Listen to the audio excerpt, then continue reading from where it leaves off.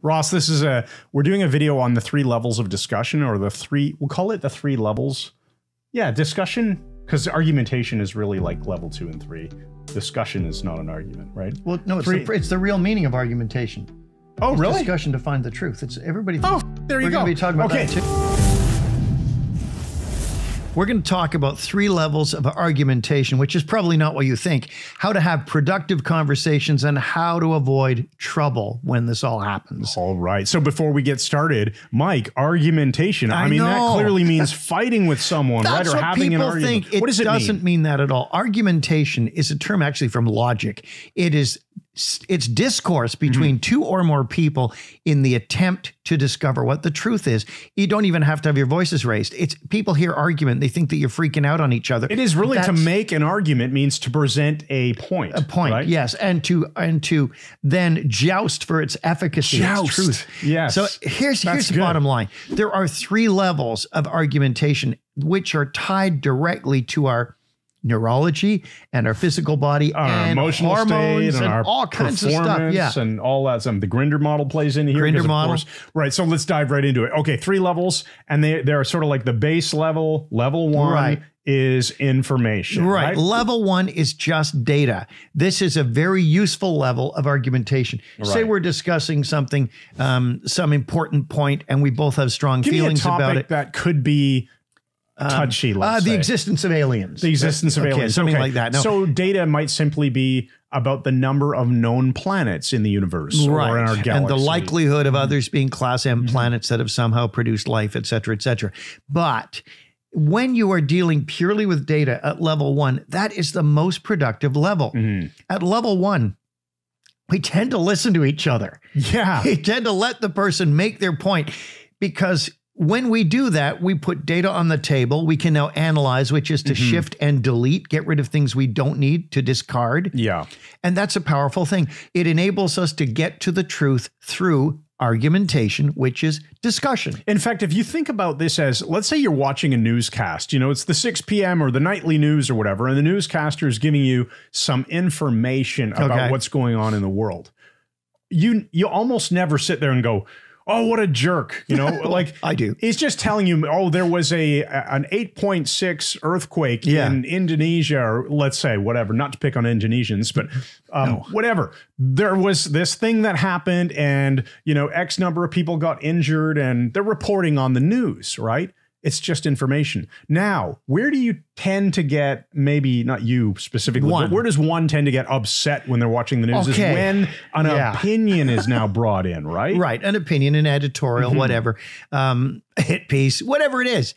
But even in conversation between 2 people, rational people, otherwise rational people, provided we stay at level 1, we are rational. Right. But when emotions begin to become involved, because we are now dealing with things that have an emotional component, a strong point of view, if I'm convinced that aliens don't exist and there's no damn way aliens exist, and I start to bring in some emotion, level 2. We're now in level 2. Right. And he will tend to respond in kind. Now, when we hit level 2, guess what happens? Well, I imagine 2 things could happen. It could get heated, start to get heated and work towards level 3, which we'll get to. Or it could actually be a good thing if it's kept healthy, where you're now more engaged. You can be more engaged as a result. But what were you going to say? Because you're right. People's real feelings do belong on the table, and that's fine.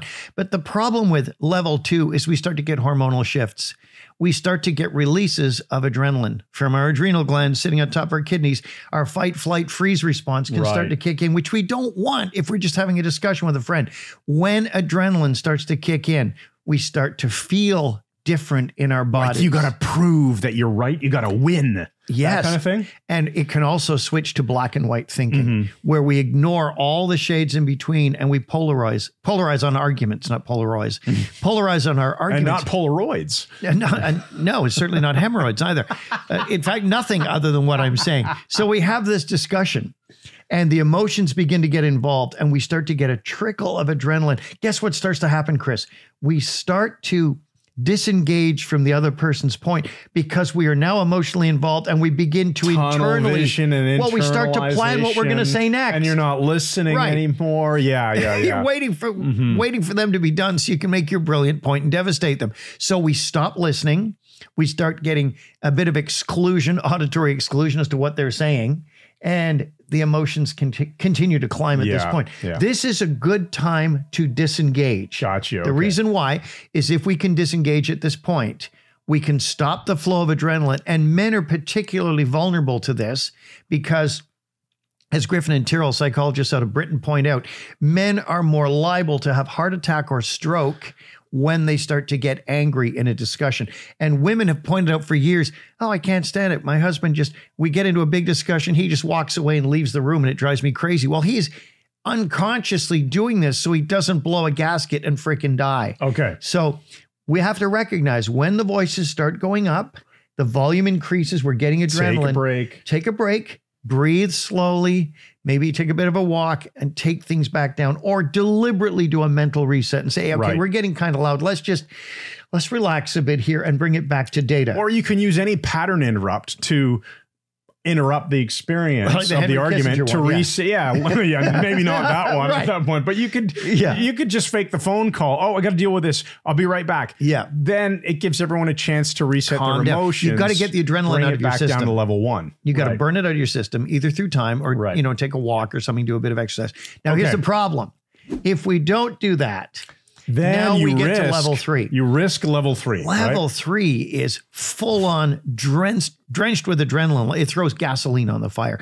By now, people are talking over each other. This is where the swearing usually comes in. Gasoline on the fire is a great metaphor. It is. The swearing comes in, and also the reference, oh, well, what was that stupid thing you did last year? Now you start bringing in all this other baggage. Yeah, you're much more likely to jump into ad hominem attacks, argument against the person rather than the issue. Situation. Yeah. So when we get to level 3, this is when people are shouting at each other sometimes, and people are really, really tense. I've seen people at level 3 who aren't even saying anything. They're just so freaking enraged and so pumped with adrenaline and stress chemicals. We really need to reel it in when we've hit level 3. And that's where you've got to take 15 minutes apart from the other person. I like what Jordan Peterson said here. He said, separate, go into different rooms, spend 15 minutes, and make your main point. How have I contributed to the problem? Oh, yeah. And it immediately does a reset. But guys, stay away from level 3. Level 3 is the gasoline on the fire. You'll say things you don't want to say. You'll drop that bomb that you know really upsets the other person just because you can. In fact, in general, never drop the nuclear bomb. Never launch nuclear weapons. You can always keep them in reserve, but going to them will lead to extremely unproductive discussion and argumentation. All right. So level 1. Data only. Data only. Level 2, bit of emotion. Bit of adrenaline. Level 3, avoid at all costs. Wow. That's your nuclear, gas on the fire, whatever metaphor you want. Napalm. That's the one you want to stay the heck away from. Or disengage once you get there. You will not be at your best. And the angrier you get, this might help you. It helped me. The angrier we get, the stupider we get. Griffin and Tyrrell, Human Givens theory, we actually become stupider temporarily with strong emotions. Emotion makes you stupider. Yeah, disengage. Absolutely. Really interesting point. Okay, if you enjoyed this video, make sure you subscribe to our YouTube channel. You'll see right here on the page somewhere on this video that subscribe button. Make sure you hit it. And then after you subscribe, ring the bell, because there is that bell alert icon, which will always let you know when we post new videos on our YouTube channel. If this is the kind of thing that resonates with you, personal development skills and all that, make sure you check out Mike Mandel, hypnosis.com. And we have a membership called the Personal Growth Membership, all kinds of awesome stuff to help you live a better life. You'll find a link in the description under this video. And if you're interested in hypnosis, of course, we do that too, but that's not what this video is all about. No, so let's not mention it. That's right. You make me angry. I'm getting adrenaline. See you in the next video. Thanks again. And good night.